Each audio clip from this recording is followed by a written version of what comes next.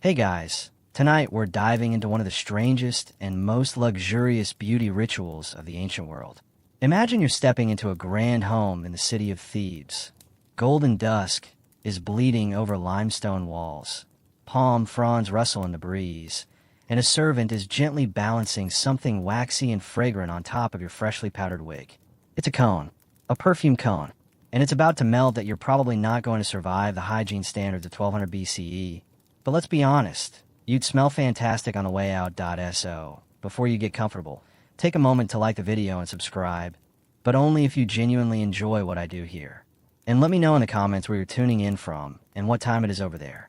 Now, dim the lights, maybe turn on a fan for that soft background hum, and let's ease into tonight's journey together. You step barefoot across a polished stone floor, still warm from the afternoon sun. It's quiet except for the soft, rhythmic pluck of a lute somewhere behind a silk curtain. The smell hits you before you see the guests. Rich, almost edible, like a combination of cinnamon, honey, and something you can't quite name.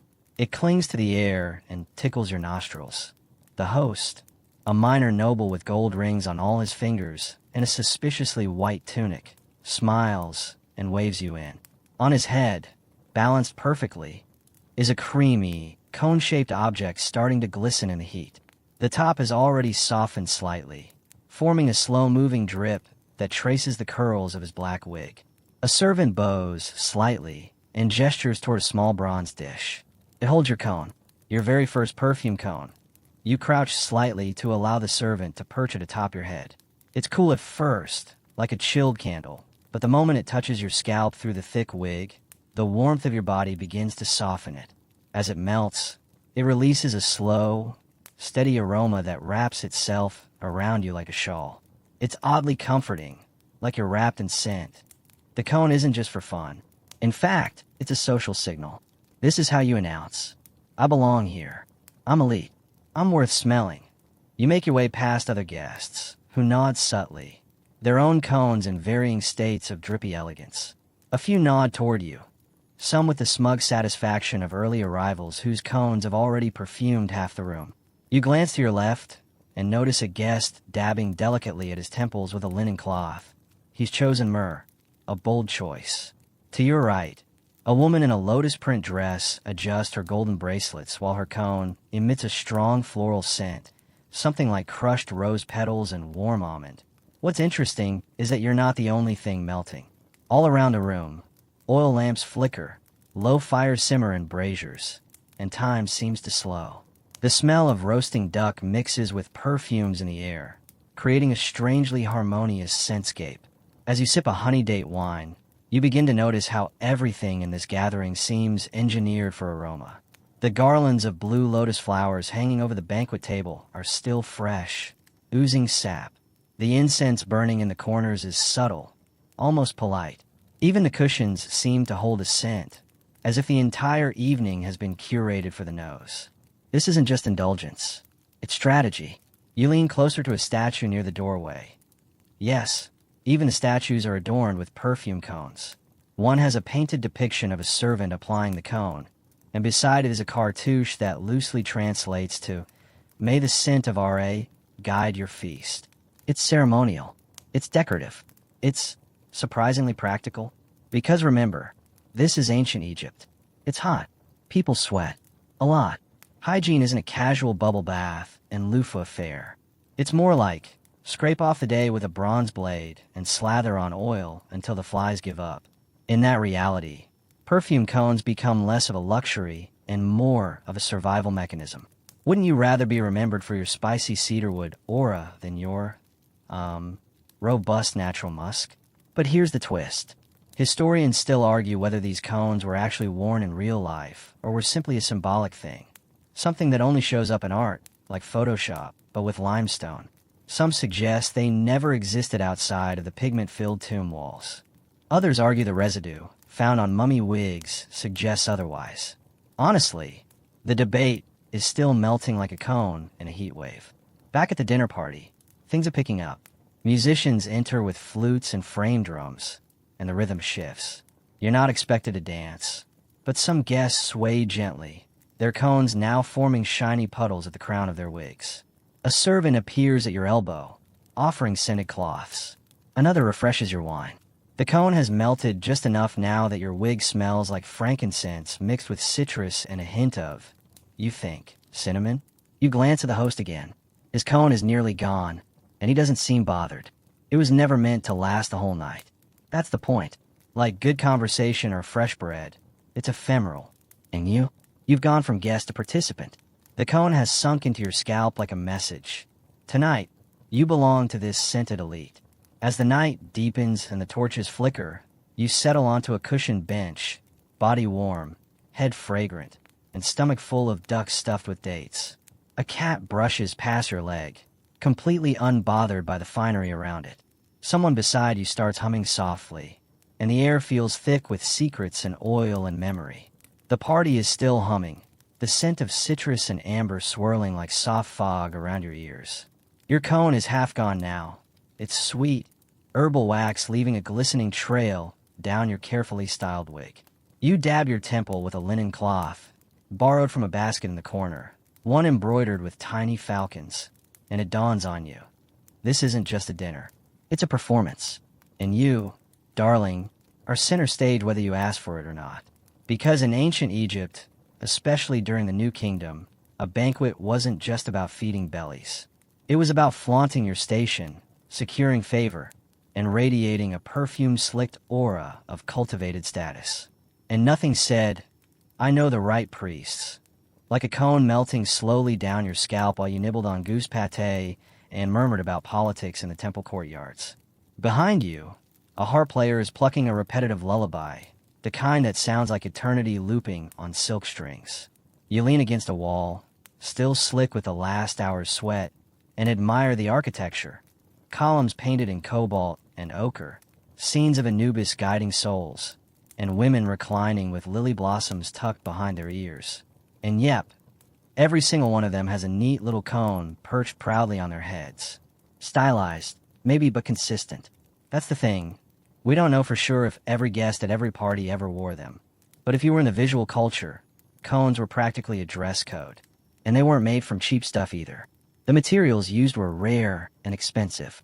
Myrrh, frankincense, cinnamon, honey, and animal fat, likely from cows or goats, mixed into a waxy paste. A cone could be solid perfume, or simply a scent carrier that melted and released fragrance slowly through the evening, like ancient aromatherapy.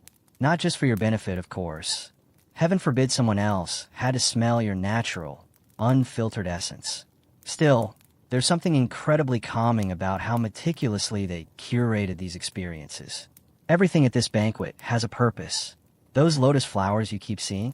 Blue lotus was mildly psychoactive when steeped in a wine. That's right. You, my sleepy friend, might be half dreaming, half floating on a mind-altering herbal buzz while sipping fermented pomegranate juice. No judgment. The ancient Egyptians didn't just eat and sit. They drifted. A servant glides past carrying a bronze tray of what looks like fig cakes and pickled fish. The two do not go together, but no one seems to mind. You reach for one of the cakes and sink your teeth into it. It's dense, chewy, and studded with chopped nuts. Probably sycamore figs. Probably offered a Hather before you got your grubby fingers on it. Beside you, a guest whispers something about the pharaoh's new wife and the scandals involving temple property. You nod as if you care, but you're too distracted by the strange sensation of the perfume cone fully melting down now, the slow trickle reaching your neck. It tickles a little. The scent has changed, deepened, something like smoky honey and bark. Historians still argue whether cones were designed for aesthetic delight or if they had a spiritual layer. Maybe both. Some suggest they were used in religious rituals before being adopted by the upper classes for parties. Others think the cones were never physically worn at all, only represented in art as symbols of divine blessing or spiritual cleanliness. Some even think the cones were imagined metaphors for the presence of the gods, literal crowns of scent. But you're pretty sure there's nothing metaphorical about the wax now, making your wig cling to your neck like melted sugar. Outside, the sound of bullfrogs echoes from the riverbank. Someone opens a shutter, and moonlight slices through the perfumed haze. The room shifts slightly, shadows deepening, gold jewelry catching the light like tiny stars. You watch as one of the dancers begins to sway, slow, measured, almost hypnotic. Her cone is still intact, likely freshly applied. The scent of cardamom and floral oil wafts from her as she twirls, leaving a trail behind her that seems less physical and more emotional. You lean back, sighing. Your back hits a painted panel, and you turn your head just enough to study it. It shows another banquet scene. Men and women drinking, dancing, and yes, all wearing cones. But here's the catch. The cones aren't melting. They're perfect, pristine, frozen in time like someone hit pause on an incense commercial. This is where things get interesting. Some scholars believe these scenes aren't literal at all. Maybe they're ideals, not actual snapshots. Maybe no one wore cones. Or maybe they wore them, but only during certain parts of the event, like that weird party phase when everyone's a little too tipsy and someone brings out the tambourines. Or maybe the cones were cooled before placement to slow melting, or shaped differently than we assume. A few fringe theories even suggest the cones were made of something symbolic, clay or chalk, not scented wax, something to represent status rather than release fragrance. But then, how do you explain the resin-stained wigs found in some tombs? Or the chemical traces of perfume compounds on funerary headdresses? It's the kind of thing that keeps archaeologists up at night and helps the rest of us drift off into scented, cone-shaped dreams. Back at the party, a servant gently removes your empty wine cup and places a fresh one in your hand. You sniff it, sweeter this time, maybe apricot or date. You sip slowly, letting the warmth settle in your chest. Someone leans into you, their cone still melting, and murmurs about the musician's next set. But your eyes are heavy now, your body limp from heat and sweetness and the low, pulsing rhythm of the drums. It's like the perfume has crept into your bones. You blink once, then again, watching the flicker of a torch against a wall of hieroglyphs. The story there, a banquet just like this one, cone heads and all, repeating itself across generations like a ritual bedtime song, soft and familiar. You stir slightly, lulled by the warm breeze filtering through linen drapes. The cone on your head is now a faint memory, a cool trace of sin along your shoulders. The party around you still hums. Low conversation, a clink of cups, the rustle of linen robes. But it feels distant now, like sound underwater. And as your eyelids droop again, you catch yourself wondering, how did this cone business even begin? You rewind time in your head, rewinding further than you meant to, landing somewhere in the belly of Egypt's religious core. Before banquets and dancing girls and tambourines. Before all that. Back when scent wasn't about looking fancy, it was about the divine. See, in early Egyptian rituals, long before the cones went mainstream, priests would bathe multiple times a day, shave every inch of their bodies, and anoint themselves with sacred unguents. Not just to smell nice, but to be pure enough to approach the gods. You're not strolling into a temple reeking of pit sweat. You're showing up smelling like frankincense and responsibility. And it wasn't just personal grooming. The gods themselves were offered scent. Perfume was burned on altars, mixed into oils, used in funerary rites. When incense smoke rose, Egyptians believed it carried their prayers skyward. A cone melting on your scalp, that's basically you turning into a walking offering. Or at least pretending to be. Now here's where things get spicy. Some early evidence points to solid perfume use, even as far back as the Old Kingdom. But cones? Cones don't really start showing up until the 18th dynasty, around 1550 BC. That's New Kingdom prime time, when Egypt was at its cultural and imperial peak. Think massive temple complexes, international trade, and fashion statements you wouldn't dare replicate in public today. And here's a bit of a curveball for you. Cones weren't just about fragrance. They were also visual cues. You wore a cone, people knew who you were, or who you wanted them to think you were. You weren't just another guest. You were someone who could afford beeswax, imported myrrh, and a slave to wipe the drippings off your neck every 20 minutes. You were someone who had access. Of course, historians still argue whether everyone actually wore these at banquets, or if it was more of a ritual elite thing. Maybe the regular folks got scented oils in their hair, while nobles rocked the full Conan wig combo. Or maybe even that's optimistic, and the whole thing's an artistic flourish, like Photoshop, but with hieroglyphs. You take another slow breath. The air smells faintly of almond, maybe castor oil. Your neighbor, an older man with gold-rimmed eyes, is telling a story about a temple priest who accidentally set his cone on fire during a sacred procession. You chuckle quietly. Imagining a priest patting out flames on his own forehead mid-chant is too good to pass up. Still, it hints at something important. These cones weren't just for show. They were, at times, inconvenient. Sticky, melty, potential fire hazards. And yet they kept showing up, again and again, in frescoes and tomb paintings, on noble women, musicians, dancers. Always calm, always still. Cones perfectly balanced like scoops of frozen time. That's where the fringe scholars creep back in, with their skeptical whispers. What if the cones weren't literal? What if they were symbolic, like halos in medieval art? Never meant to be real, but always representing something divine. A few even speculate they represented something entirely different. Emotions, maybe, or social roles, or even the scent itself, drawn visibly to say, this person smelled like the heavens, not like a camel pen. You'll never smell the scrolls yourself, so who's to say? You lean your head gently to one side, the coolness of the room clinging to your skin like fabric soaked in evening. Someone's tapping a ceramic bowl with a reed, a rhythm soft as falling water. You imagine cones being prepared in the temple kitchens, beeswax melting over low flame, resin stirred in with tiny carved spoons, all mixed under the supervision of a high priestess who knows the names of 30 gods and all your secrets. They would have stored them carefully, maybe even blessed them before use. And when time came for the festival, the cone would be gently placed atop your freshly curled wig, a fragrant capstone to your existence. You shift slightly on your cushion, feeling the cone's wax now fully integrated into your scalp's ecosystem. You're part statue, part candle, a living shrine. Then again, maybe it wasn't always this glamorous. Some poorer folks, if they wore cones at all, might have substituted with simple scented oils. No elaborate wax towers, no rare ingredients. Just a dab behind the ear, something subtle, something achievable. And yet, the image of the cone persisted. Even in the art of the working class, the cone shows up. It's aspirational, a waxy symbol of dignity, like owning a knockoff designer bag with sacred hieroglyphs printed inside. You weren't rich, but you could dream in scent. Someone opens a jar across the room, and the smell hits you in waves. Musk, cedar, and something sharp, like ginger or pepper. It wakes you up for a heartbeat, then tucks you right back into your scented cocoon. The floor beneath you is cool stone, smoothed by centuries of sandals. You run your fingers along the edge of your seat, tracing a carved lotus.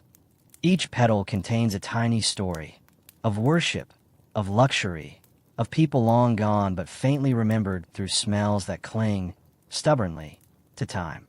And you wonder, what would your scent be if someone were to paint you on a wall? Would your cone smell of blue lotus and myrrh, cinnamon and citrus, or something entirely new, something invented for the occasion, designed to whisper stories even 3,000 years from now? The music fades, the harp slipping into silence. You settle deeper. You, cone-headed party guest of a world long faded, smelling like sleep and golden resin. Your feet ache a little now, not from walking, but from stillness. You've been lounging at this banquet for what feels like hours, and yet time bends softly around you. Somewhere near the far corner of the courtyard, a young boy splashes a little water on the dusty tiles, trying to cool the air. A servant passes, carrying a fresh basket of dates, their syrupy sweetness sticking to your memory even before you taste them. You blink slowly, and your gaze lands on one of the musicians, a woman with a carefully shaved head and a perfectly perched perfume cone beginning to droop gently down her scalp. Her body moves like silk as she plays her lute, and something about the way her cone glistens in the torchlight reminds you. Perfume in Egypt wasn't just a scent. It was status. It was drama. It was a language. Perfume was an empire of its own here. So much so that entire professions existed just to produce it. Perfumers were respected artisans, working in workshops filled with ceramic bowls, ivory spoons, and clay jars sealed with beeswax. You can picture one now, can't you? A woman hunched over a small fire, stirring crushed lotus petals into castor oil, her fingers stained dark with myrrh resin. Egypt's perfumes came from all over: Somalia, Punt, Nubia, even India. Trade routes hummed with activity, camels and boats bearing bundles of frankincense and rare woods. Imagine the smell of one of those caravans rolling into Thebes. Less like a merchant trip, more like an airborne festival. Spices, oils, incense, all mingling in a fragrant cloud that said, "Something luxurious this way comes." And back at the workshops, these raw ingredients became bottle magic. Blue Lotus was particularly prized, not just for its dreamy, aquatic scent, but for its rumored psychoactive properties. You didn't just smell Blue Lotus, you felt it, deep in your bones. Some claimed it brought visions. Others said it cured insomnia, or at least gave you very interesting dreams. Historians still argue whether those effects were real, or just a clever marketing ploy from ancient vendors trying to sell their most expensive oils. But let's be honest, even today, you'd pay extra for a perfume that promises lucid dreams and emotional healing. Not much has changed. Back to your banquet. A nearby guest leans in and whispers that her cone was made with crushed pine and bitumen, which honestly sounds like something you'd find in an art supply store, not on your scalp. She swears by it, though, says it keeps her cool in the heat and that her husband follows her around like a worshiper at a shrine whenever she wears it. And here's something else odd. Some cones weren't made of beeswax at all. Fringe theories suggest they may have used animal fat. Yep, tallow. So there's a decent chance at least a few unlucky partiers ended up smelling like a roast lamb on a warm evening. Delicious? Maybe. Dignified? Hard to say. You shift again, amused by the image of someone trying to flirt while their head smells like dinner. But then, Egyptians love their food-scented perfumes. Cinnamon, nutmeg, cardamom, coriander. Most of their luxury oils smelled like a well-stocked kitchen. There's even evidence of bombs made with wine, though applying alcohol to your wig in the summer sun seems daring. Still, don't laugh too hard. You've probably used a shampoo labeled vanilla cupcake or coconut creme swirl. We're all just walking desserts, centuries apart. Over by the musicians, another woman's cone slips slightly sideways. She doesn't flinch. That's the thing about cones. You didn't touch them. No adjusting, no recentering. Once it was placed, you left it. Like a crown, or a challenge. Of course, we have to pause and admit that no actual perfume cones have ever been found intact. That's right. Not a single cone has been unearthed from a tomb, a trash heap, or a wig box. Everything we know comes from paintings and wall reliefs.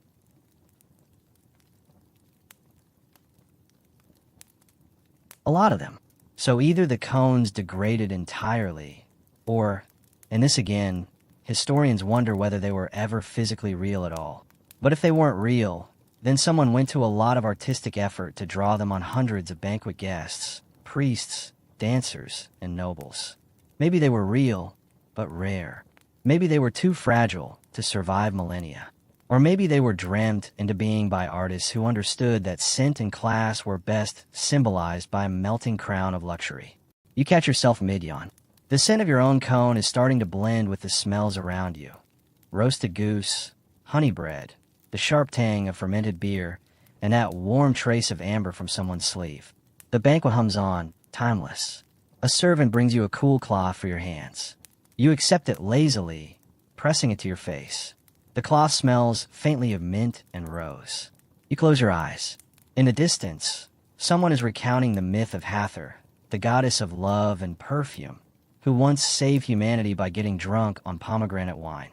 They laugh, then offer a toast in her honor, sloshing red liquid into shallow clay cups. You take a sip. It tastes sweet and smoky and just slightly dangerous. You wonder, briefly, if Hathor ever wore a cone herself. Maybe hers was made of gold, or filled with starlight. Maybe every goddess had her own custom scent, like celebrity perfumes. Except instead of being sold in a glass bottle, it melted down your shoulders during a moonlit party on the banks of the Nile. You exhale slowly, feeling the softness of the evening settle into your limbs. And as the perfume cone continues its slow descent into your hairline, you're no longer sure where you end and the luxury begins. You're not even sure what hour it is anymore. There are no clocks here, only the tilt of torchlight and the slow, sticky meld of perfume cones tracing invisible maps down shaven scalps. You've slipped so far into this world that your own name feels like a whisper someone else once said. Here, under the scent-heavy air and soft string music, you are simply a guest of luxury. The party still sways gently on, but now your attention drifts to the servants moving gracefully among the guests. You watch how they glide with trays and goblets, refilling cups, adjusting pillows, and straightening wilting flower garlands. Their movements are rehearsed, fluid. Their perfume cones, smaller and more practical, are made of simple oils. No blue lotus hallucinations for them, just neat dabs of myrrh and cedar to mask the labor sweat. In ancient Egyptian society, scent marked your social rung almost as clearly as your jewelry. The richer the fragrance, the higher the rank. And if your cone was made with imported spices and layered with complex blends, you just silently announced, "Yes, I'm definitely above goat herders and grain counters." Still, the servants carried stories of their own. Some were born into the role, others trained from childhood in temple schools or noble households. A few were specialists in scent, Kemet's noses, as later poets might call them. These were the ones who crushed herbs, simmered oils, and measured mixtures not by spoon, but by instinct. They didn't just follow recipes, they followed moods. You want a different perfume for a funeral than for a wedding. One for battle, another for seduction. They knew the difference. Historians still argue whether these scent experts were more aligned with artisans or priests. After all, many perfumes were crafted in temples, meant to be offered to gods. Was your cone a fashion statement, or a sacred ritual melting down your scalp? You reach up instinctively, feeling your own cone's progress. It's softened now, wax threading through your hair like candlelight. You wonder what the ingredients were. Maybe someone's grandmother in Thebes grew the exact flowers for this one. Maybe it took a month to make and an ox caravan to deliver. Maybe it's not just perfume, it's a legacy. Quirky little fact. Some perfume makers label their bottles with personal seals, like ancient brand logos. Picture it. Pharaoh Fresh, now with extra frankincense. It's easy to imagine nobles squabbling over the rarest blends, just like modern celebrities feud over who wore a designer first. Nearby, a guest complains that her cone drips too fast. Another brags that it is made with crushed pearls and papyrus root. Probably nonsense, but everyone nods anyway. Perfume cones, like modern colognes, came with stories, and some are better liars than others. You can smell something new now, sweet and grassy. It wafts in as a breeze from the garden where reeds grow around a small pond. Someone must have burned a patch of sweet rush nearby, its smoke curling up into the night like an offering. You're reminded that scent wasn't just vanity here. It was also protection. Egyptians believed that good smells warded off evil spirits. Bad odors, on the other hand, could attract chaos, illness, even death. The logic tracks. Rot invites flies. But here, scent became spiritual armor. Perfume cones weren't just heady indulgence. They were force fields made of flowers. There's something oddly comforting about that. That even in a world full of sandstorms and sun gods, someone still believed that wearing enough cinnamon oil could keep the demons away. You shift slightly, and the wax from your cone leaves a faint, warm line behind your ear. The sensation is oddly reassuring, like a tiny hand smoothing back your hair. Not all cones melted evenly. Some pooled at the nape of the neck. Others dripped into eyebrows. One tomb painting shows a woman with so much wax flowing down her face, she looks like she's crying honey. There's no evidence anyone minded. Let's talk wigs. Many Egyptians shaved their heads, partly for cleanliness, partly to stay cool. But to finish the look, they wore wigs. Some were simple, reed-based, tied with linen. Others, absolute works of art. Human hair, sheep wool, dyed with henna or indigo, shaped into curls, braids, and waves. Imagine attaching a cone to that architectural marvel and hoping it doesn't slide off halfway through the chorus line. Historians still argue whether perfume cones were ever worn on real hair, or if wigs were the primary target. Most artwork shows the cones on clean-shaven heads or wig-covered scalps. Either way, one thing's clear. You couldn't just slap a wax blob on your head and hope for the best. It took coordination. You drift again, the rhythm of the harp drawing you sideways in time. One particularly tipsy noblewoman starts telling a story about a festival where someone wore a cone made entirely of beeswax and jasmine petals. She swears it melted so slowly it lasted 2 full nights. Someone else laughs and adds that there's once attracted a bee mid-conversation. It hovered, buzzed approvingly, and stayed there for the entire dinner like a tiny, fuzzy guest. You smile, half asleep, imagining a bee perched regally on your own cone like a crown jewel. Not so different from the way you feel now. Precious, fragrant, slightly sticky. And just like that, the scent changes again. Something heavier, muskier. From across the courtyard, a dancer enters. Her steps are light but precise, her arms unfolding like reeds in the Nile current. She's wearing no jewelry, but her cone is massive, an exaggerated theatrical prop that releases clouds of sandalwood and date syrup with every move. Performance cones, they called them. Not for subtlety, but spectacle. Designed to make a whole room smell like a myth. No one wore them in real life. They were for the gods, or for the stage. Possibly both. You watch her twirl, a flick of wax catching the light. As she spins, the cone seems to hover, weightless. For a moment, the entire courtyard smells like the beginning of something. Or maybe the end. The dancer's perfume is still lingering in the air, swirling around you like the last echoes of her performance. You're not sure when exactly it happened, but you've somehow been transported, not just to ancient Egypt, but into its very essence. You feel the weight of time pressing gently against your skin as you sit there, inhaling the cloud of fragrances, and your mind wanders, far back, into the world where this all began. Perfume was more than just a luxury item or a quirky dinner party accessory. To the Egyptians, scent was sacred, a direct link to the divine. They didn't just wear it for pleasure. They wore it for protection, purification, and, sometimes, as a form of communication. Your nose, in a sense, was a bridge to the gods. Historians still argue whether perfume originated as a purely religious practice or whether it was always meant to be both spiritual and sensual. Some believe that the use of incense and aromatic oils in religious rituals predates the widespread use of perfumes in daily life. After all, incense was burned in temples to honor the gods, creating an environment that was as much about the sense of smell as it was about the prayers being offered.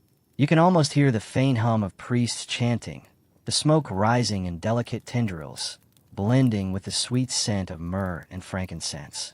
These fragrances were associated with the divine. The gods themselves were believed to be bathed in their scent, their presence marked by the waft of incense in the air. And just as the gods needed their fragrances, so too did the people. Whether it was for a formal banquet, a sacred ceremony, or a casual gathering with friends, scent played a role in everything. But it wasn't just any fragrance. The choice of scent could reveal a lot about a person's status, intentions, or mood. High-ranking individuals didn't just use perfumes to mask their smell. They used them to communicate something much deeper. A single drop of myrrh oil could signal wealth, while the inclusion of rare spices in a perfume blend could indicate power or influence. As you sit there, the quiet hum of the gathering now fades in the background, and you're left wondering how much of this world was built on the simple act of choosing a scent. And then you realize you don't have to imagine it. You've been living in it, breathing it, even as you've slowly drifted to sleep. The perfume, after all, has been a kind of magic all along. Now, consider the fact that the Egyptians didn't just use perfumes in the ways we might today, spritzing it on before a night out or slipping a bottle in a handbag for later use. No, they took it to another level entirely. The perfume cone was designed to melt slowly over hours, not just coating your body in fragrance, but also becoming part of you. Its scent would seep into your clothes, your hair, your skin, becoming an extension of who you were, leaving behind an olfactory imprint long after the evening had passed. That's where the art of the cone really came in. These weren't just simple waxy additions to an outfit. They were extensions of the wearer's identity. Think of it like modern-day signature scents, but worn physically, like your aura, suspended on your head for the whole world to experience. There's something deeply personal about that, isn't there? The notion that even the air around you could be marked with your essence, with your presence. It wasn't enough to just look the part. You had to smell the part too. Historians still argue whether the Egyptians truly thought of scent as a mark of the soul, but there's evidence that suggests many people believe just that. The blending of oils wasn't just about finding a pleasing fragrance. It was about capturing your spiritual essence in something tangible. You know that feeling when someone walks past you, and the scent they leave behind lingers long after they've gone? That was the point. To wear a cone, to wear a scent, was to leave behind something lasting, something memorable. And for the Egyptians, it was a way to ensure their legacy, both spiritual and social, was etched into the very air around them. As you imagine it, the notion of scent as a lingering memory becomes clear. The Egyptians had no Instagram, no photographs to remind them of moments. But a scent? That would carry on forever. It would live long past the party, long past the night, imprinted on the world like an invisible signature.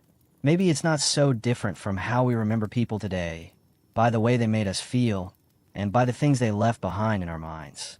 Only back then, it wasn't photos or moments frozen in time. It was perfume. You look down, your hand brushing against the melted wax at your own scalp. It's almost gone now, just a trace of fragrance and warmth. And in this moment, you realize how much more there is to scent than you could ever imagine. In the delicate art of wearing perfume, the Egyptians had woven together history, religion, and identity into something tangible, something that could outlast even the grandest tomb. And perhaps, just maybe, it's in the lingering traces of scent that we find the echoes of a civilization that never truly left us. It's hard to ignore the impact of a scent once it's in the air. You're still floating, halfway between sleep and full wakefulness. The lingering smell of myrrh and sandalwood clinging to your skin like a memory that refuses to fade. You try to focus, but the hypnotic blend of wax and perfume continues to swirl around you, drawing you deeper into the ancient world. It's as if time itself has slowed down, as if every breath you take is taking you further back to the days when perfume cones were a symbol of more than just luxury. You wonder now, how did the ancient Egyptians view scent in their daily lives? It wasn't just something worn for grand occasions, after all.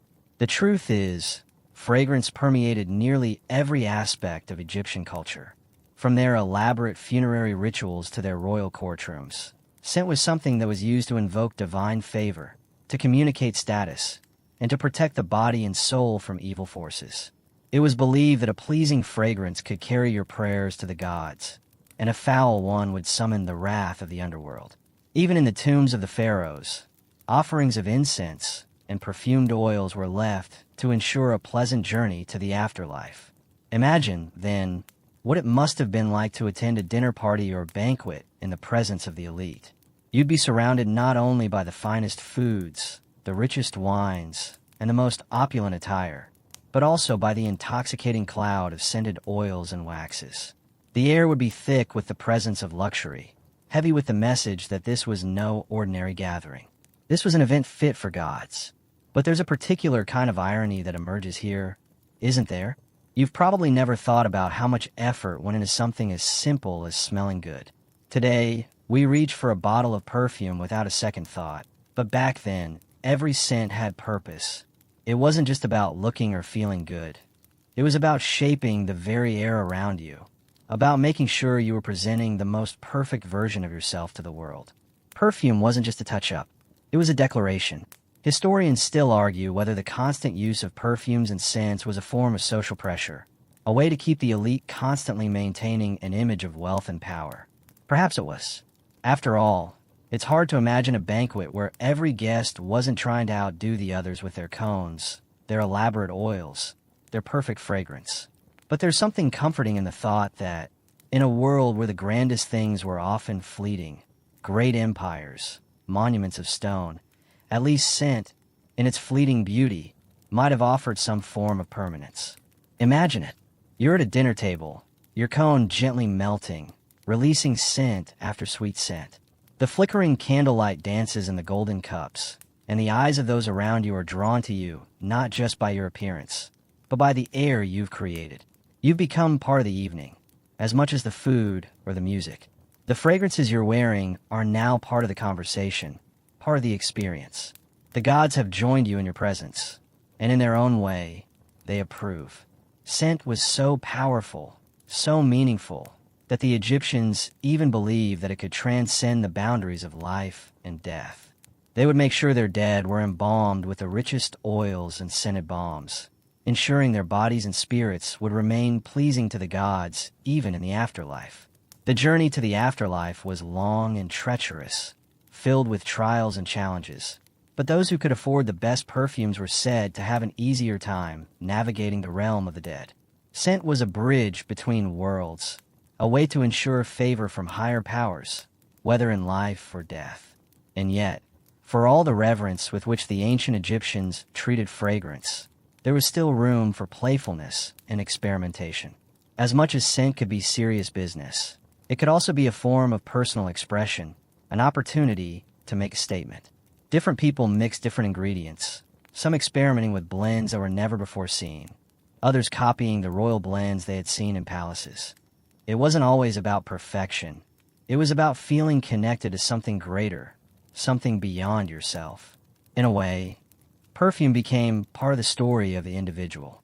Imagine a woman walking through the streets of Thebes, her cone slowly releasing the sweet fragrance of jasmine and honey, the wax melting in the heat of the day, leaving a trail behind her. As she walks, others notice the scent, but they also notice the way she carries herself, the way she holds her head high. Her cone speaks to them just as much as her dress or her jewelry. It tells them who she is, what she values, and what she wants to be known for. It's more than a fragrance. It's a reflection of her identity, a part of her soul that she has shared with the world. Historians still argue whether these personal fragrances were as important in daily life as they were during ceremonies. While temples and palaces would have smelled like a rich blend of incense, myrrh, and exotic oils, there were those who likely wore their own personal scents in daily life. Perhaps this was more about ritual than showmanship, an everyday connection to the divine. But as you sit here, feeling the weight of the evening and the quiet hum of the gathering, it's clear, scent was never just an accessory. It was a statement. You sit back, lost in the atmosphere, and imagine that maybe this whole experience isn't just about getting a good night's sleep or learning about ancient Egypt. Maybe it's about remembering the small things, the way scent, like memory, lingers, the way it moves through history, just as these very perfumes have done. And as the candles flicker low, you feel the sleep creeping in, slow and gentle, wrapped in a cloud of history. Now, imagine the scene. You're at one of those lavish dinners, surrounded by the finest that ancient Egypt had to offer. The low murmur of conversations fills the air. The clink of golden goblets punctuates the quiet, and the scent of sweet incense floats up from the braziers. Everything is perfect, but then something even more extravagant happens: the arrival of the perfume cones. As guests settle in for an evening of food and drink, the atmosphere shifts. The subtle scent of myrrh, combined with the freshness of jasmine and lotus, begins to fill the air. It's not just about wearing perfume. It's about what it means, what it represents. The ancient Egyptians didn't merely dab a bit of fragrance on their necks. No, they wore it as part of their identity. The perfume cone, which could last for hours, was a powerful tool in this cultural arsenal. You were not just showing off your status. You were showing off your connection to the divine. Historians still argue whether these cones were just ceremonial or whether they were indeed practical. Some scholars suggest they served a purely decorative role, a way for Egyptians to express their wealth and importance. Others believe that the cones had a functional purpose beyond aesthetics. Perhaps they helped to cool the wearer's head in the intense heat of Egypt, especially during long, drawn-out dinners or banquets. After all, with the sun blazing down on the Nile, a cooling effect could be a welcome relief. Whether for practical purposes or pure luxury, the cones were an undeniable feature of these gatherings.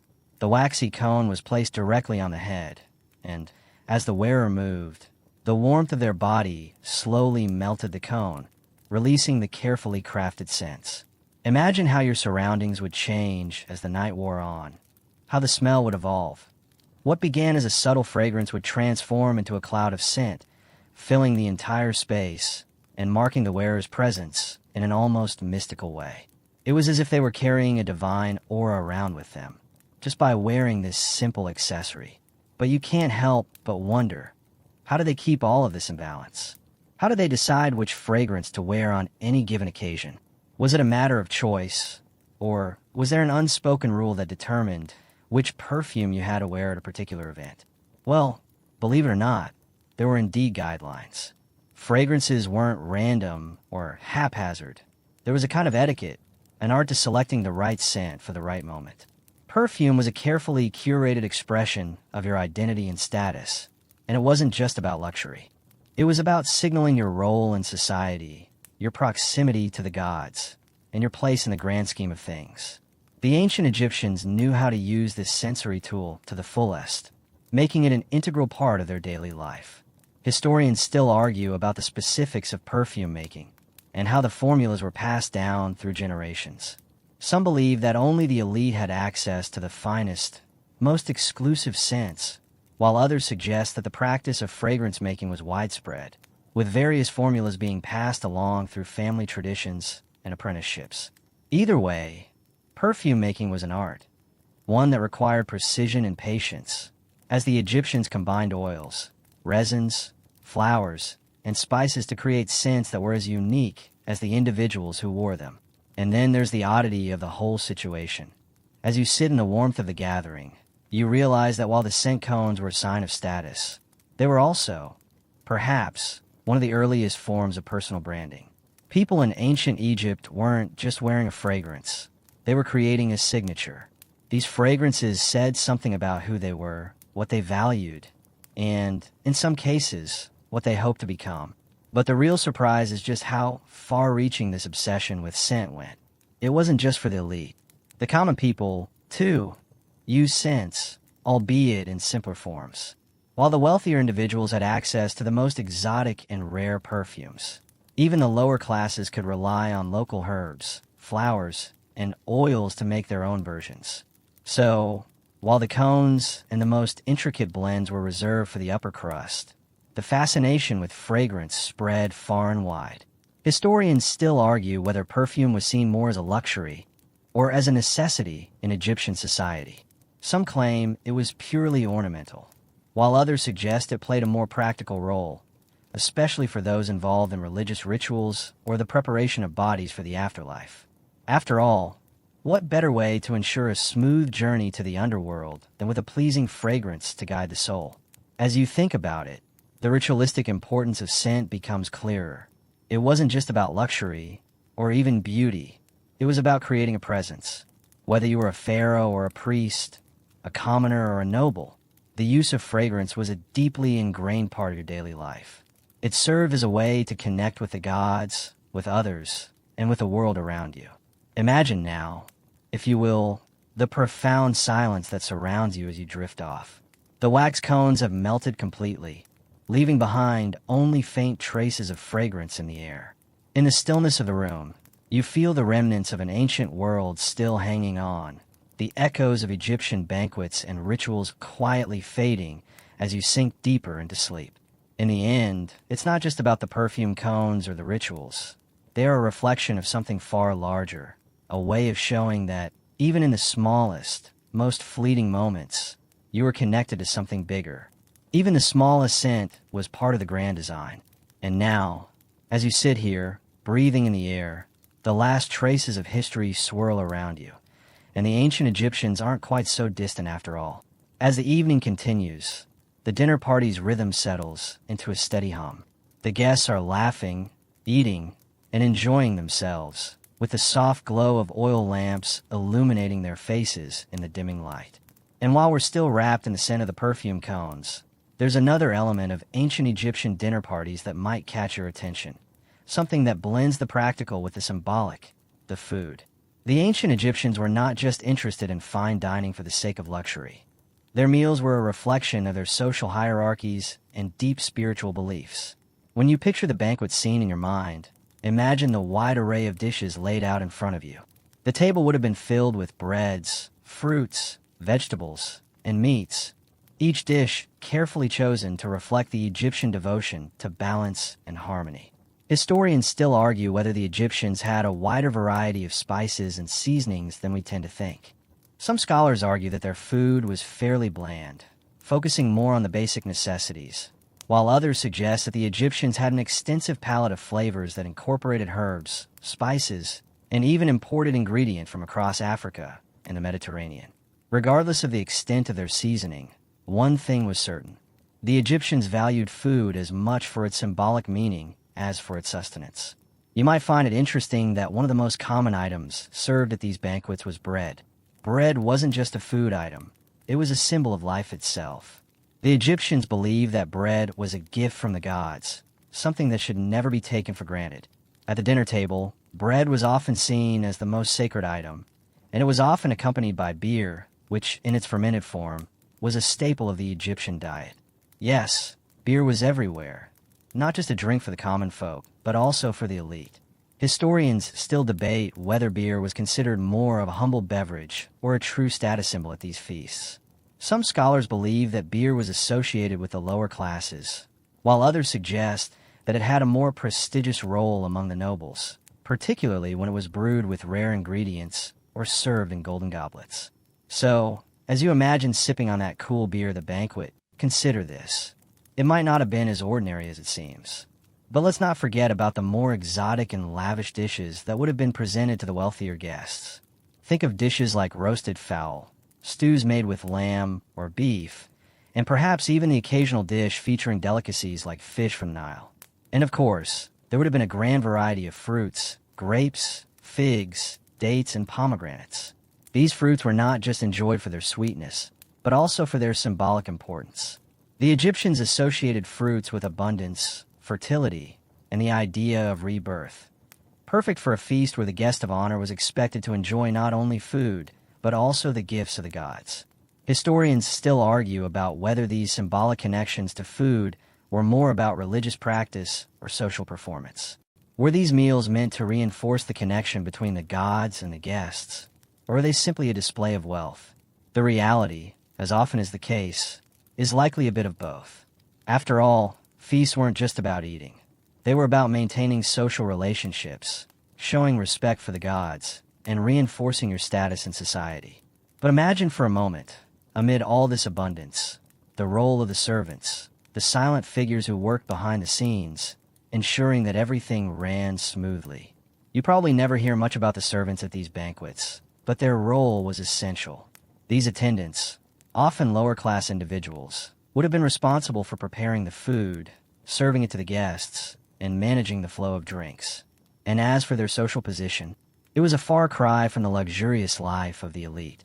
But you can imagine that, in the heat of the night, they might have stolen a glance at the golden dishes and wondered what life could have been like if they had been born into a more privileged position. Historians still argue about the exact social stratification within ancient Egypt. Some claim that the gap between the elite and the common folk was deeply entrenched, with little chance of upward mobility. Others suggest that the Egyptian social structure was more fluid than we realize, with some individuals potentially rising through the ranks based on merit, skill, or favor from the gods. As the night stretches on, the food flows, the conversation continues, and the perfume cones slowly melt away, leaving behind only the lingering sense of a night long past. It's fascinating how much one meal can tell you about an entire society, isn't it? The banquet, with its food, drink, and fragrance, was more than just a feast for the senses. It was a microcosm of Egyptian life, an opportunity to witness their complex relationship with the divine, with nature, and with each other. And yet, as you drift deeper into this history, the ancient Egyptian dinner party begins to feel like more than just a historical curiosity. It's a reminder that even in ancient times, people gathered, they celebrated, they shared food, and they created memories in the same way that we do today. Despite the differences in time and place, the essence of human connection remains the same. As you close your eyes and let the sounds of this ancient dinner party fade away, remember that even though the Egyptians lived thousands of years ago, their dinner rituals were not so different from your own moments of connection, where food, fragrance, and friendship come together to create something truly special. Now, as the night deepens and the echoes of laughter begin to quiet down, you notice something curious about these ancient Egyptian feasts. While the rich and the powerful bask in the afterglow of food, drink, and perfume, A different kind of experience is unfolding in the background. It's the moment when the conversation starts to shift from polite small talk to something deeper, something spiritual. Ancient Egypt was, of course, steeped in religion, and this played a significant role in every aspect of their lives, especially when it came to feasts. As the night goes on, you can't help but sense that this dinner isn't just about celebrating the pleasures of life. It's also about connecting with the divine. Imagine, in the midst of all this luxury, the guests begin to engage in discussions about their gods, the afterlife, and the mysterious forces that govern their world. For the Egyptians, the feast was as much a religious experience as it was a social one. Historians still debate the extent to which religious practices influenced the structure of Egyptian banquets. Some suggest that these feasts were an opportunity for individuals to pay homage to the gods, to give thanks for the harvest, or to pray for fertility. Others argue that while religion played a role in the events, the feast itself was mostly a celebration of social status, with the religious elements serving as more of a ceremonial backdrop. But whatever the case, it's clear that religion was woven into the fabric of Egyptian life, and these banquets were no exception. As the night grows darker, you can imagine how the mood shifts. The guests, many of whom are priests or those who hold high religious office, start to discuss the various gods and goddesses that govern their lives. You'd hear talk about Osiris, the god of the afterlife, or Isis, the goddess of love and motherhood. Perhaps there's even mention of the mighty Ra, the sun god, who brought light to the world every morning. As they speak, their words become more reverent, more reflective. The feast becomes not just a celebration of abundance, but a sacred act, a way of acknowledging the god's role in sustaining life. Historians still argue whether the Egyptians believed that the gods were physically present during these feasts. Some believe that the gods were metaphorically present, represented by the offerings of food and drink, while others suggest that the Egyptians thought the gods themselves partook in these feasts, either spiritually or through ritualized means. It's possible that the Egyptians believed their gods enjoyed the food offerings, and by sharing their meals, the guests were reaffirming their connection to the divine. Imagine, if you will, the delicacies offered to the gods themselves. The finest meats, breads, and fruits were placed before statues or altars dedicated to these deities. The Egyptians believed that the gods had a vested interest in the well-being of humans, and these offerings were a way to repay them for their blessings. The belief was that by sharing their bounty with the gods, they were securing a favorable relationship with these powerful beings, ensuring protection, good harvests, and success in the afterlife. But then, just as the conversation reaches its peak, another fascinating detail comes into play: the role of music and dance. At many of these banquets, the presence of musicians and dancers would have been an integral part of the experience. Music was believed to have a divine quality, capable of bringing the guests closer to the gods. And much like the perfume cones, the music was not simply entertainment. It was an act of devotion. The sound of the harp, the rhythm of the drums, and the soft strains of the flutes would fill the air, providing an almost hypnotic backdrop to the evening's proceedings. Historians still argue whether the music at these events had a purely ceremonial purpose or whether it was primarily for enjoyment. Some believe that the music was a way to enhance the spiritual atmosphere of the feast, elevating the experience and drawing the guests closer to the divine.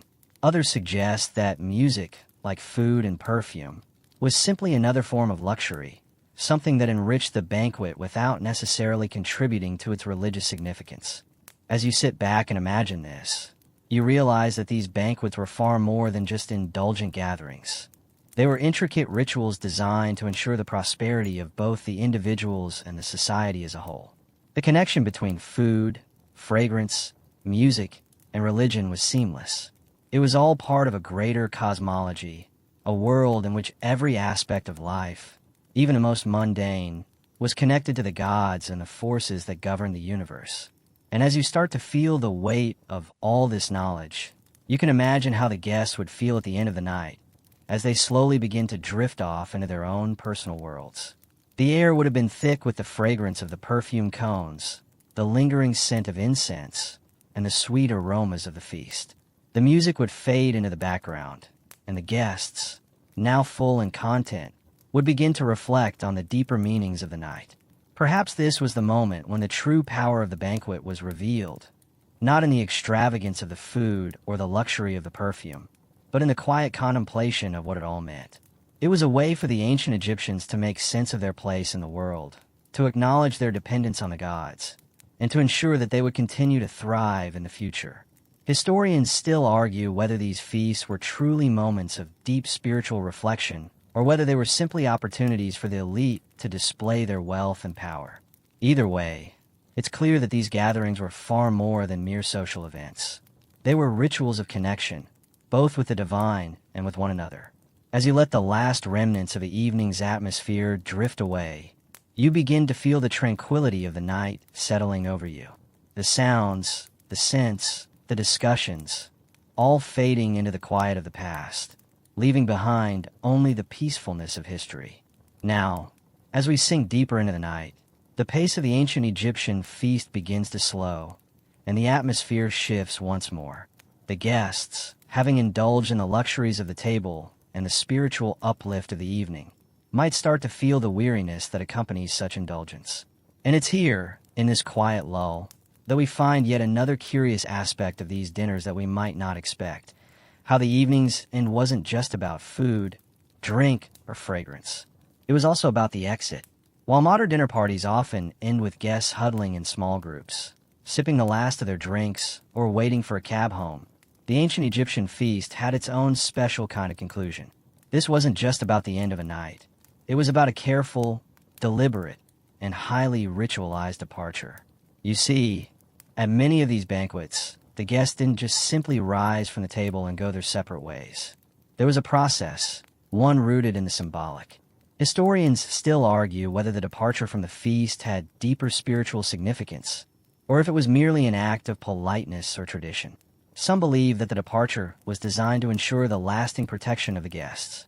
In a society so steeped in superstition and religion, it's entirely possible that leaving the banquet wasn't just about physically leaving a room. It might have been viewed as a spiritual journey, a passage that needed to be made with respect and care. Imagine, if you will, the final moments of the night as guests start to rise from their places. There's an air of reverence as they prepare to leave, perhaps one last bow or whispered prayer offered to the gods, thanking them for their protection and blessings. After all, the ancient Egyptians believed that everything had a spiritual essence, even the act of leaving a place. To leave improperly could invite bad fortune or the wrath of the gods, so the departure had to be as sacred as the feast itself. Historians still debate the exact significance of these ritual departures. Some argue that it was about maintaining the balance of life and death, ensuring that the guests left the realm of the living with the proper respect and acknowledgement of their fragile existence. Others believe that it was a way of signaling the end of a sacred gathering, a way to mark the transition from the ceremonial to the mundane. As the guests depart, it's likely that servants or attendants would have escorted them out, ensuring that they left in the proper manner. These attendants, often unseen but essential, would have made sure that everything was in its rightful place, that the guest departure was as smooth as the night had been. There might have been a final ritual gesture, perhaps a sprinkling of holy water, a blessing, or the handing of a small token, maybe an amulet or a piece of sacred bread, meant to ward off evil spirits and bring good fortune. Now, at the same time, let's not forget that the real work wasn't over when the guests left. In fact, this was where the servants came into play once again. After the guests had taken their leave, the feasting hall would have to be cleaned up, and the remaining food, drink, and fragrance had to be carefully dealt with. The remnants of the perfume cones, the half-finished dishes, and the empty goblets would all have to be cleaned and stored. But it's in these very moments, when the party is over and the room is still, that the true sense of closure happens. Historians still argue whether these cleanup rituals had any spiritual significance or whether they were simply practical. Some believe that the cleaning of the space was a way to return the room to its original state of purity, ready for the next event. Others suggest that the act of cleaning was a symbolic gesture, meant to close the door on the spiritual activity that had just occurred, restoring the space to the realm of the everyday. And this is where the fascinating mix of the mundane and the divine comes into play. The ancient Egyptians understood that nothing existed in isolation. Their daily lives were a continuous dance between the earthly and the divine, with every act, whether it was preparing food, enjoying a feast, or cleaning up afterward, infused with meaning. The feast was just one part of a greater cycle, one that included both pleasure and responsibility, indulgence and humility. As you imagine this final scene, with the room growing quiet and the last of the guests stepping out into the cool night air, it's almost as if the evening is complete. But this quiet conclusion isn't simply the end of a party. It's a moment of reflection. A moment where the ancient Egyptians understood the transience of all things, the importance of balance, and the need to honor every moment, from the grand feasts to the quiet departures. Historians still debate whether the Egyptians had a specific ritual for the end of the night, or if it was a more organic conclusion based on the nature of the evening itself. Some believe that the guest departure was just as important as their arrival, while others suggest that the departure was simply a reflection of the guests' own inner journeys, the personal moments of reflection that followed an evening of food, drink, and spiritual connection. And so, as you sit with this final image, you might feel the weight of the ancient Egyptian world lifting from your shoulders. The bustling, fragrant, music-filled banquet gives way to a quiet, almost reverent stillness. The feast has ended, the perfume cones are no more, and the guests have departed, but the echoes of the evening linger in the quiet night. The ancient Egyptians knew that every ending was simply the start of something new. The night grows deeper now, as we continue to unravel the layers of this ancient Egyptian banquet, where food, fragrance, and spirituality intertwined in ways that might still surprise us today. We've explored the guest's arrival, the splendor of the food, and the intricate rituals of the feast, but there's something else we haven't fully touched on yet: the role of the food itself. We've seen how much care went into the preparation and presentation, but how did the Egyptians view the food in a more symbolic sense? The ancient Egyptians weren't just throwing a meal together to fill their stomachs. They had a deep, spiritual relationship with what they consumed. Take, for instance, bread, one of the most important staples of their diet. Historians still argue about the exact significance of bread in their daily lives, but one thing is clear: it was considered sacred. In fact, bread wasn't just food, it was a symbol of life itself. In temples and tombs, offerings of bread were made to the gods as a way of sustaining them. Now, it's easy to imagine bread as a humble, everyday food, but for the Egyptians, it held much more weight. The process of making bread, the mixing of flour, water, and yeast, was seen as a symbolic act of creation. The Egyptians believed that bread was imbued with life-giving properties. In fact, there's evidence to suggest that during feasts, bread would have been freshly baked, perhaps even on the spot, in order to honor the gods and ensure the spiritual purity of the meal. But bread wasn't the only food that carried significance. Meat, particularly the meat of bulls and cows, was also highly revered. In fact, the Egyptians saw the cow as sacred, associating it with the goddess Hathor, who was often depicted as a cow or a woman with cow horns. Offerings of beef were made in her honor, and it's likely that meat would have been a prominent feature at these grand feasts. Yet, while meat was abundant in the elite's feasts, it was a rare treat for the common people, who would have eaten more vegetables, fish, and grains. Historians still debate the precise role of meat at these feasts. Was it reserved solely for the elite, or was there some form of social ritual involved in its consumption? Some suggest that the distribution of meat at these banquets was a way of reinforcing the social hierarchy, where the wealthiest guests enjoyed the finest cuts, while others had to make do with lesser offerings. And then, there's the curious matter of the vegetables. Unlike bread and meat, which are often seen as symbols of life and power, vegetables were, for the Egyptians, a reminder of the earth itself. They were viewed as a humble offering from the land, but they were still considered sacred. In fact, many Egyptian tombs feature depictions of vegetables being offered to the gods, suggesting that even these modest foods held spiritual significance. But beyond the food itself, there was another interesting aspect of the banquet experience: the act of serving the food. You see, in ancient Egypt, it wasn't just about what was served, it was about how it was served. The serving style was elaborate and ritualistic, with servants and attendants acting almost like priests, offering the food as an extension of the god's favor. Servants would have moved about the room with grace, offering delicacies to each guest with careful ceremony. The food was placed before the guests with a kind of reverence, as though they were not just consuming it, but receiving a divine blessing. Historians still argue whether the servants' actions were meant to symbolize the guest's connection to the divine, or whether they were simply performing a practical duty. Regardless, the ritualistic nature of the service added another layer to the evening, turning an ordinary meal into something transcendent. And let's not forget the spices. The ancient Egyptians loved their spices, and the feasts were often filled with rich, aromatic scents that would have added to the sensory experience.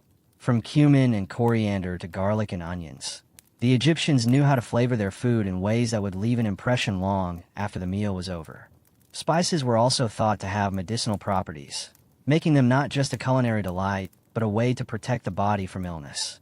Historians still debate the full extent of the Egyptians' understanding of the medicinal value of spices. While some scholars argue that they had a deep knowledge of their healing properties, others suggest that their use was more intuitive, based on tradition and trial and error. Either way, there's no doubt that spices played an important role in both the cuisine and the health of the ancient Egyptians. As the banquet continued, you might notice that the atmosphere wasn't just about the guests enjoying the meal. It was about the entire experience, from the first scent of the perfume cones to the last bite of bread. The meal was part of a larger ritual, one that involved not just the body, but the spirit. The guests weren't merely eating. They were partaking in a sacred act, one that would carry them through the challenges of life and death. Historians still debate whether the Egyptians believed that feasting had a direct connection to the afterlife. Some argue that the meals were a form of preparation for the journey into the next world, where the deceased would need sustenance for their continued existence. Others believe that the feasts were merely earthly affairs, meant to honor the gods and the social order. As you sit back and picture this scene, with all the sensory richness, the food, the perfumes, the music, the hushed whispers of servants, you can almost feel the weight of the ancient Egyptians' belief system pressing in. For them, every act, from the mundane to the divine, was imbued with meaning, and this grand feast was no different. It was a ritual, a celebration of life and death, of the gods and the earth, of power and humility. Now, as the meal begins to wind down and the night deepens, you may be wondering, what's next? After all, the ancient Egyptians weren't just about food, fun, and perfume. They had an intriguing tradition of closing their banquets with something quite remarkable: music and entertainment. Imagine the scene. The guests, who have indulged in exotic dishes, fragrant perfumes, and stimulating conversation, now settle in for the kind of relaxation that only music could bring. Historians still argue whether music was seen as purely a form of entertainment, or whether it had deeper, symbolic significance in these settings. One thing's certain, though: music was essential to the Egyptian banquet experience. The rhythms, the melodies, and the voices would have added an extra layer of atmosphere to the event, transforming it from a mere meal into something transcendent. You can almost hear the soft, lilting tones of a harp playing in the background, the pluck of the strings cutting through the air like a gentle breeze. The instruments played at these feasts weren't your average dinner party fare. No, the Egyptians were serious about their music. Harps, flutes, and lyres were the instruments of choice for these affairs. Each note would have resonated in the grand halls, adding to the reverent mood of the gathering. For those who were lucky enough to be invited to such a banquet, the music was more than just an accompaniment. It was a reminder that the divine was present, even in the most earthly of moments. Historians debate whether music was thought to have a direct connection to the gods. Some believe that the Egyptians saw music as a sacred form of communication, a way to connect with the divine realm. After all, the Egyptians believed that music was part of the creation story. When the god Ptah created the world, he did so by speaking, and his words were said to have had a musical quality to them. So, when the guests sat back and listened to the soft strumming of the harp or the airy notes of the flute, they may have felt like they were participating in a cosmic act of creation. The music, in a way, was a reminder that they were part of a much larger, divine picture. But beyond the spiritual aspect, There was another reason music played such a vital role in these gatherings. It was a sign of status. The musicians at these banquets were likely skilled professionals, and their performances were a way of showcasing the wealth and power of the host. Historians argue whether these musicians were primarily entertainers or whether their role had a more spiritual dimension. Some suggest that the musicians were seen as mediators between the guests and the gods, using their music to bridge the gap between the earthly and divine. As the evening wore on, you can imagine the guests beginning to feel the effects of the food, the perfume, and the music. They were now fully immersed in a world of relaxation and enjoyment. And yet, there was something more. You see, in the ancient Egyptian world, even the most leisurely moments were still opportunities for reflection and connection with the divine. While modern dinner parties might focus on casual conversation or games, these feasts were opportunities to align oneself with the gods and the forces of the universe. The act of listening to music, of basking in the company of friends and the divine, was a way of maintaining harmony in both the personal and spiritual realms. Historians still debate the social functions of these banquets. Were they purely for socialization, or were they a way to affirm the social and spiritual order of Egypt? Some believe that the lavishness of these feasts was a demonstration of the host's power, while others argue that the banquets were more of a communal ritual, where guests participated in a collective affirmation of the cosmic order. In either case, the importance of music as both entertainment and ritual cannot be overstated. As the night drew to a close and the music began to fade, the guests would have felt a sense of peace and fulfillment. The banquet had been a journey, one that took them through the pleasures of food, the richness of perfume, and the divine power of music. As they left the banquet hall, perhaps with a full belly and a light heart, they were not merely returning to their homes. They were leaving with something deeper, something spiritual. They were leaving with a sense of having participated in an ancient, sacred tradition, one that, for a few hours, allowed them to align themselves with the gods, to experience a small slice of the divine. But let's not get too comfortable just yet, because we're not done exploring this night of feasting and divine indulgence. We're about to dive deeper into the less glamorous aspects of these banquets, the things that people didn't often talk about, but that were just as important to the feast structure. Things like the cleanup, the after effects of all that food and perfume, and how the Egyptians dealt with the less than pleasant realities of hosting such grand affairs. So, as the music fades and the last bits of food are consumed, take a moment to reflect on what you've experienced so far. The Egyptians, with all their grandiosity and rituals, were far more than just party hosts. They were participants in a divine dance, one that spanned both the earthly and the spiritual realms. Their banquets were a testament to their belief that the divine could be found in the most mundane of acts, even in the simple act of sharing a meal. As we continue down this winding path through the grand Egyptian banquet, the atmosphere now begins to shift. The revelers, their bellies full and their spirits high from the music, start to ease back into the cool, shadowy corners of the banquet hall. The perfume cones may have started to burn low, their fragrances now mixing with the scent of the food and the warmth of the evening. The laughter, the conversation, the clinking of cups, all of it is fading as the reality of the night's excesses begins to take hold. Historians still debate what the ancient Egyptians truly thought of the aftermath of such feasts. While the banquets were meant to be divine occasions, what happened once the music died down and the last of the food had been consumed? Did the guests simply stumble away, bellies full and minds heavy, or was there a more formal way to end the evening? One thing we know for sure, these feasts weren't just about indulgence. They were about ritual, tradition, and preparation for what came next. Ancient Egyptians were meticulous in how they conducted their affairs, and this included what happened after the last course. As the feast would begin to wind down, the host would often have assistants and attendants move swiftly to begin the cleanup process, though it wasn't quite as simple as just clearing away the plates.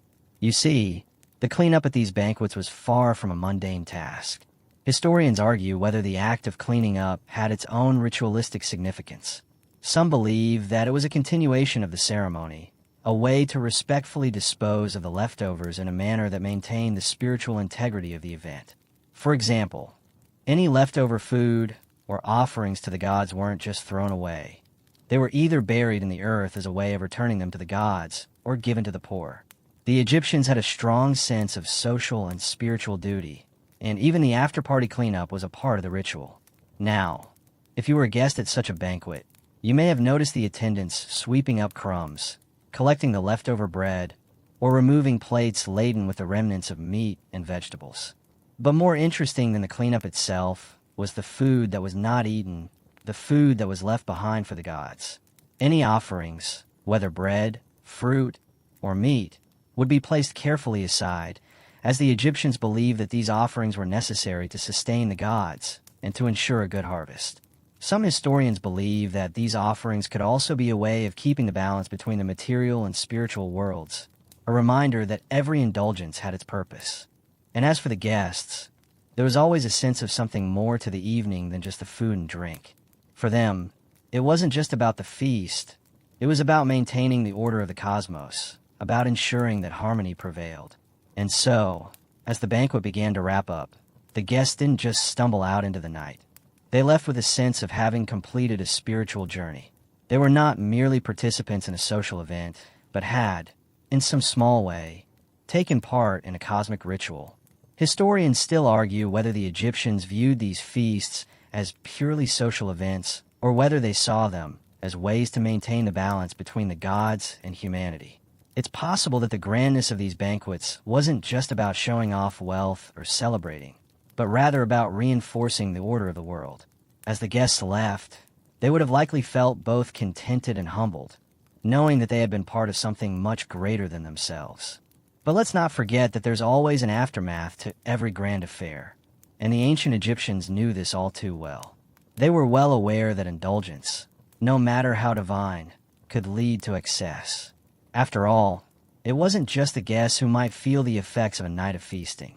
There were also the servants and attendants who had worked tirelessly to ensure everything went smoothly.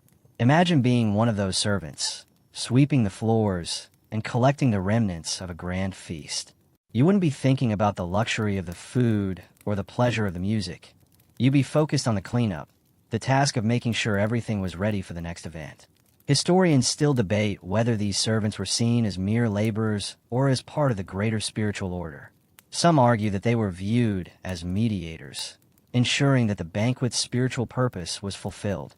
Others believe that their role was simply practical, with little spiritual significance. But whatever the case, their work was vital in ensuring that the balance between the material and spiritual realms was maintained. And so, as the final bits of food are cleaned away, the last drops of wine wiped from the cups, the servants would have left the banquet hall, and the guests would have returned to their homes. Some might have felt a sense of fulfillment, while others might have felt a quiet sadness as the grand evening came to an end. The feast, after all, was more than just a meal. It was a moment in time when the earthly and divine came together, when food and music and perfume merged to create something sacred. Historians still argue whether the guests truly understood the full extent of the ritual they had participated in, or whether they saw it simply as a form of entertainment.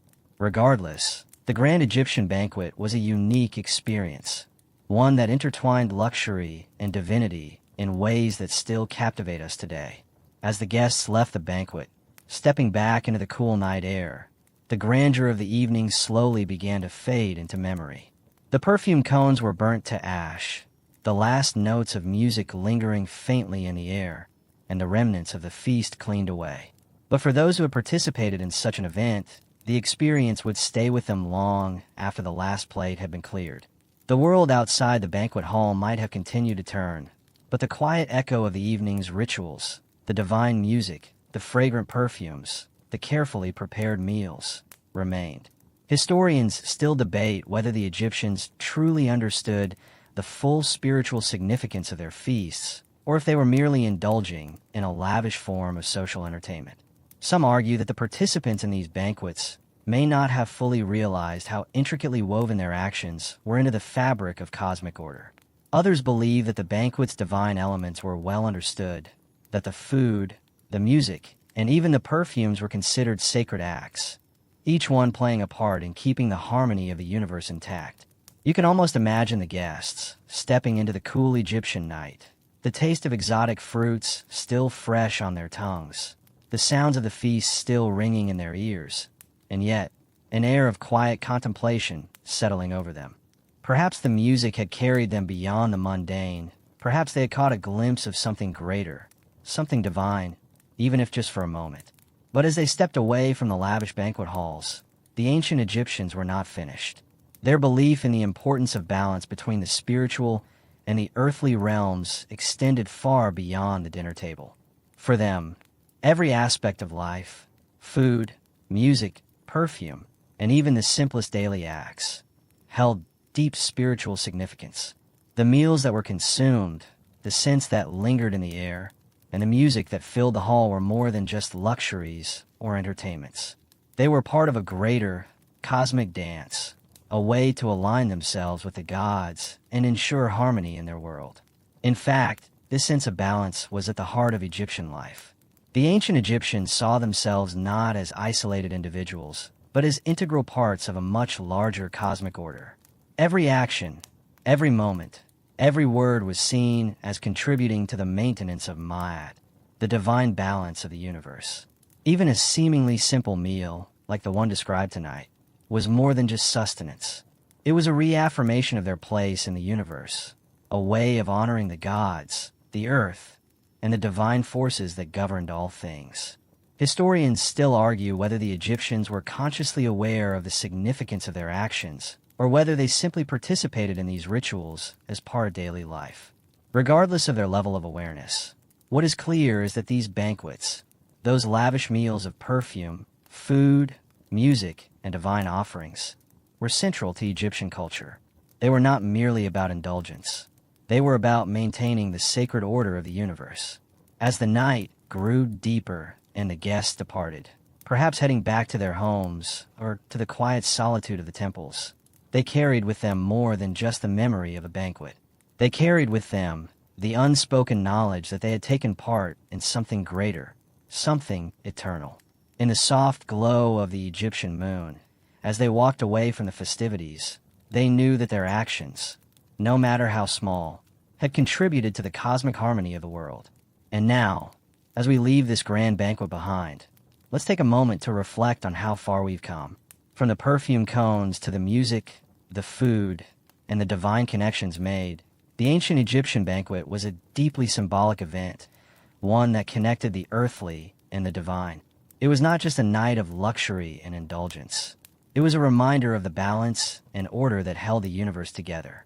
So, let's allow the images of the evening, the sweet scents, the soft music, the laughter of the guests, to fade away into the night. Let the sense of cosmic order that once filled the air linger in the back of our minds, like a soft whisper on the breeze. It's time to drift off, just like the guests of that ancient banquet, into a peaceful sleep, knowing that in this vast, eternal universe, everything has its place, and every moment holds a deeper meaning. Now, as we close our eyes and let go of the day, let the calmness of this journey wash over you. The stories of perfume, food, and music are now but memories, fading gently into the distance. Let the quiet hum of the night surround you, and let the peace of the ancient world, filled with divine harmony, carry you into a restful sleep.